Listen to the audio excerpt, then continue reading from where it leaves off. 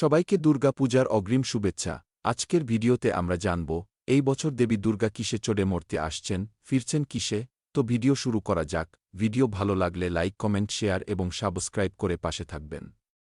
দেবী দুর্গার আগমন বা গমন নির্ভর করে সপ্তমী এবং দশমী তিথি কোন দিন পড়ছে তার উপর। একই বাহনে আগমন এবং গমন অশুভ ইঙ্গিত বলে ধরা হয়। দেবী দুর্গার আগমন এবং গমন প্রকৃতির উপর নির্ভর করে। অন্যভাবে বলা যায়, আগমন এবং গমনের উপর প্রকৃতির পরিবর্তন নির্ভরশীল। দেবী দুর্গা সাধারণত গজ, ঘোটক, নৌকা এবং দোলা এই 4 প্রকার বাহনে আগমন এবং গমন করেন। গজ গজ অর্থাৎ হস্তি বা হাতি।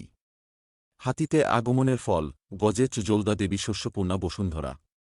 এর দ্বারা সমৃদ্ধি নির্দেশ করা হয়। গজে আগমন শুভ।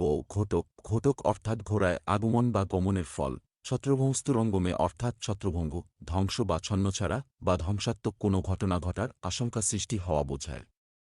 ঘোড়ায় আগমন বা গমন অশুভ। নৌকা নৌকার অর্থ হল বন্যা।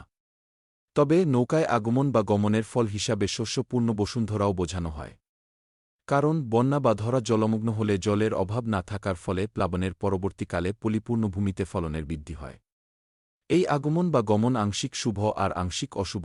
দোলা দোলা অর্থাৎ পালকিতে আগমন বা গমনের ফল, দোলায়ন মকরং ভবেত অর্থাৎ মহামারী বা মরকতুল্য বিষয়ে ভোগার আশঙ্কা থাকে। দোলা আগমন বা গমন অশুভের লক্ষণ।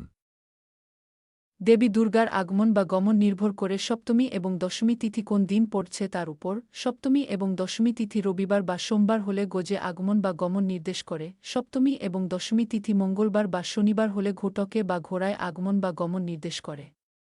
সপ্তমী এবং দশমী তিথি বুধবার হলে নৌকায় আগমন বা গমন নির্দেশ করে। সপ্তমী এবং দশমী তিথি বৃহস্পতিবার বা শুক্রবার হলে দোলায় আগমন বা গমন নির্দেশ করে।